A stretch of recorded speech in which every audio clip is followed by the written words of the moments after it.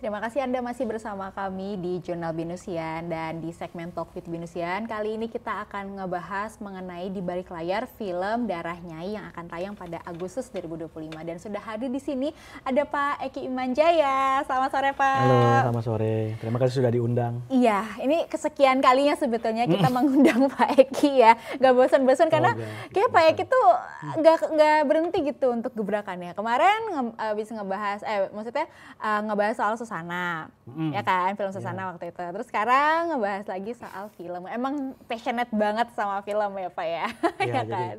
Ngajar di film dan untuk memaintain dekat dengan industri. Iya. Tapi sebenarnya kebetulan aja karena ini kan film-film ini saya dikerjakan kan dulu udah beberapa bulan yang lalu, baru keluar sekarang. Jadi kelihatannya banyak gitu, padahal enggak juga. Enggak juga ya, oke. Nah, kita mau ngebahas sedikit mengenai film Darah Nyai, tapi sebetulnya nggak mau ngebahas atau mengulas filmnya karena takutnya spoiler juga dan memang belum tayang juga gitu. Tapi sebetulnya boleh dong Pak ceritain sedikit aja gitu, secara garis besar aja, tanpa spoiler juga, mengenai film Darah Nyai ini menceritakan tentang apa sih Pak?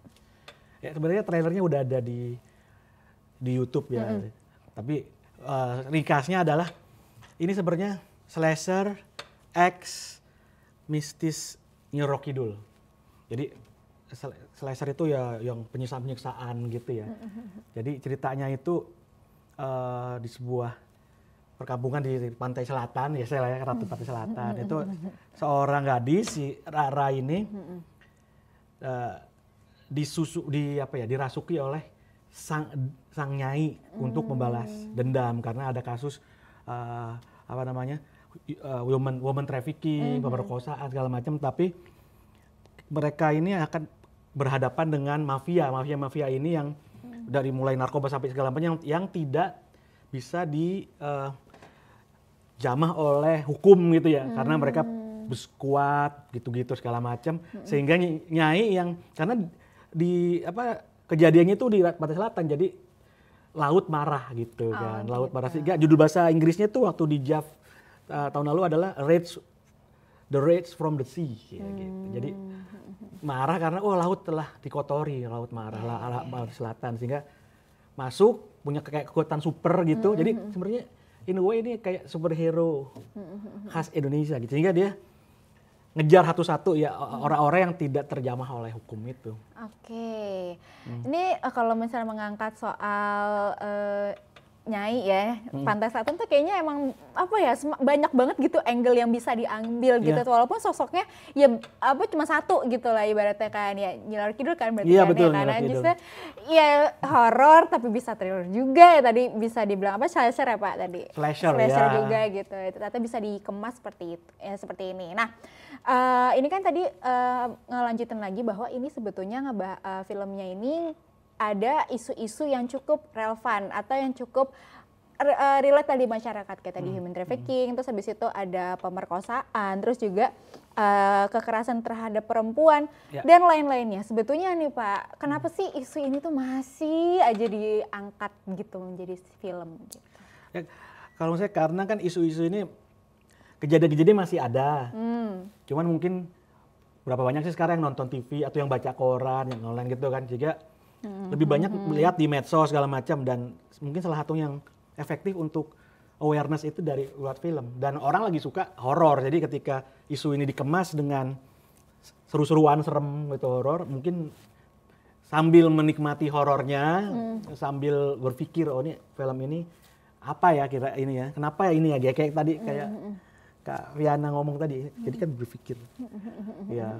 Oke, berarti lebih dibangun lagi loh, nih tuh isu-isu yang seperti ini tuh masih ada di sekitar kita kayak gitu ya, bangun awareness. Istilahnya kalau nggak salah femisida ya. Iya, femisida. Oke. Nah, terus Pak, keterlibatan Pak Eki di film ini apa nih Pak? Mungkin boleh ceritain dong dari awalnya gitu kan. Kalau misalkan ada spill dikit, sebetulnya Pak Eki ini terlibat di musik score sama ada original soundtrack. Boleh ceritain dong Pak, awalnya nih proses diajaknya tuh gimana sih?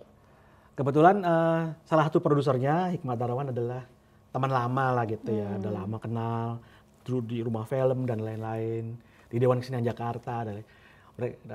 Dia dan teman-temannya bikin Imaginarium Pictures dan ini adalah film panjang pertamanya kalau nggak salah. Oke. Kemudian karena tahu track record saya zaman kuliah, saya dulu kuliah suka musik gitu, punya beberapa band dan lain-lain. Kemudian yang pertama musik score, bikin musik score.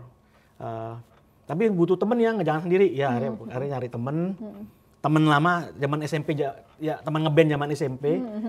Terus kita namanya Wilman Anugrah, terus kita juga karena kita berdua butuh yang lebih melek teknologi gitu. Jadi akhirnya kita ada anak-anak muda namanya Woodgun. Jadi kita ke sana bikin-bikin. Terus dibilangnya begini, tahu Suspiria nggak, tahun 70-an ada dari Argento itu film bikin Suspiria.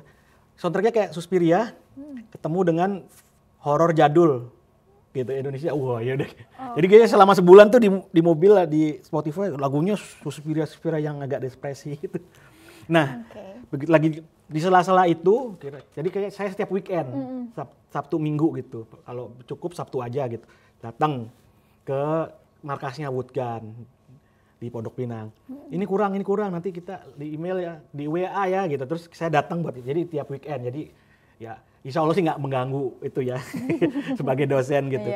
Nah, di tengah-tengah kurang di soundtrack nih gitu. Jadi saya dulu juga di waktu kuliah ada namanya bandnya Abre namanya, punya beberapa album dan Hikmat sebagai produser suka gitu.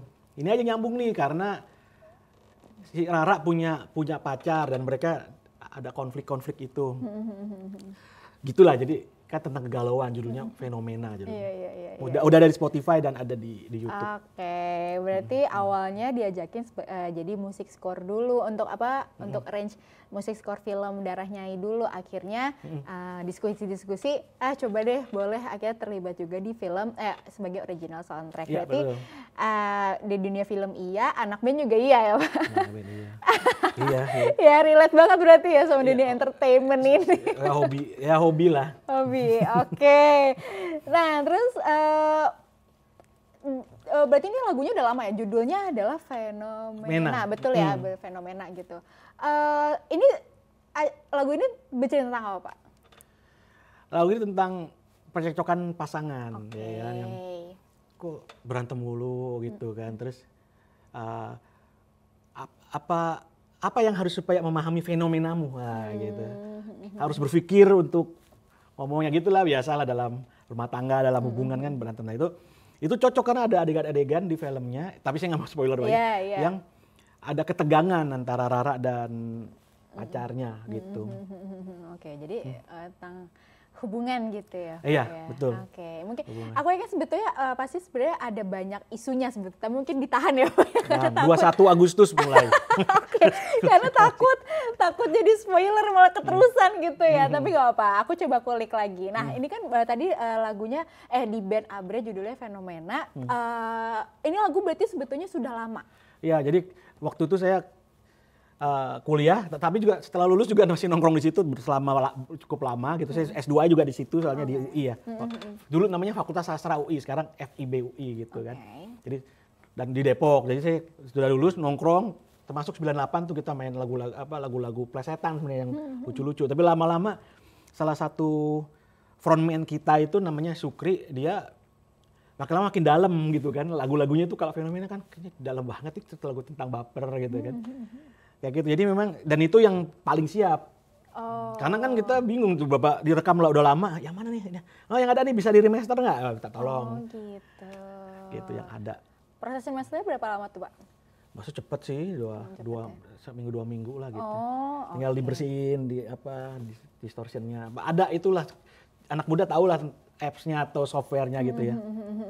Oke, berarti nggak butuh, dan maksudnya apa mungkin ada dirombak lagi dari segi nada gitu-gitu, enggak ya berarti? Enggak, cuman biar lebih clear aja, biar lebih jelas, biar yang tadinya mendem atau apa dinaikin gitu-gitu aja sih. Oke, nah terus kalau Fenomena sendiri bahas sedikit aja dari Fenomena, kulik lagi. Terinspirasi dari mana Pak? Kan ngomongnya kan soal baper kan, tapi kan itu kan berarti lampau ya Pak, cukup lama ya, udah berapa tahun yang lalu lah gitu terciptanya lagu itu, sudah punya rekamannya juga gitu, terus akhirnya jadi relate sama filmnya.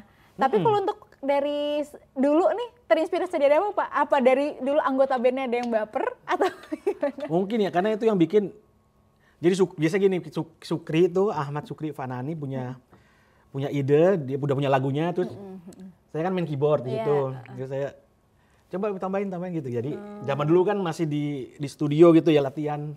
Ini coba tambahin. Nah gitu. Jadi saya cuman nambahin, ini gimana nih feelingnya, nih kayak gini. Nah gitu.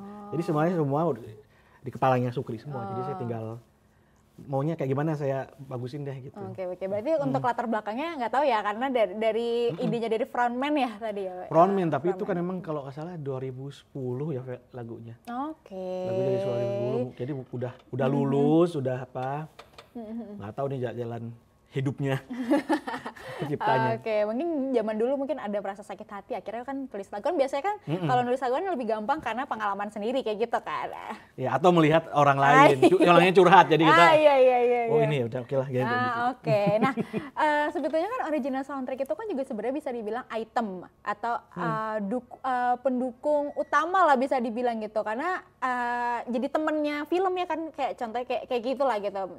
Nah, apa yang faktor yang perlu diperhatikan untuk membuat suatu original soundtrack agar bisa nyambung nih sama filmnya? Contoh nih, misalnya kayak ada film misalnya Jumbo deh, pasti kan kita tahu lagu-lagunya yang kayak gimana ya kan. Nah ini kan relate banget, gimana sih Pak untuk faktor pendukung dari original soundtrack yang bisa akhirnya match gitu sama filmnya?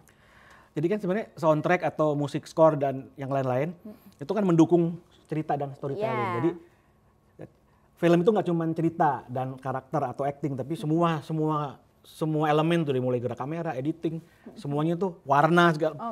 Itu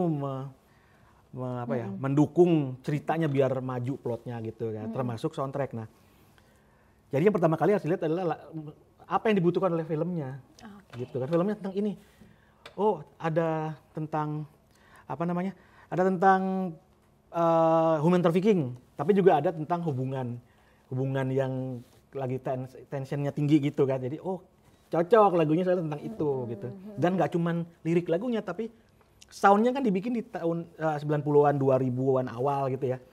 Jadi cambung juga ke situ.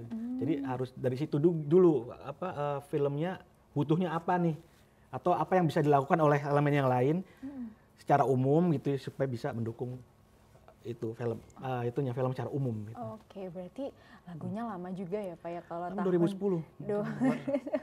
Oke. Udah lama juga. Ini masih belum lahir atau 2010. Udah dong, udah saya ya? udah dong. Udah SMP. SMP. Udah tua juga berarti ya. Oke deh, Pak, thank you banget ya Pak. Kayaknya selalu seru ngobrol sama Pak Eki gitu. Kayaknya kalau nggak ada waktunya kita bisa lebih panjang lagi. Cuman sayang sekali kita terpisahkan oleh waktu. Terima kasih banyak untuk Pak Eki. Sukses untuk Pak Eki dan seluruh project-project kedepannya gitu ya Pak. Thank you ya Pak, sehat-sehat terus. Dan Smart Viewers jangan kemana-mana, tetaplah bersama kami di Jurnal Binus Siang.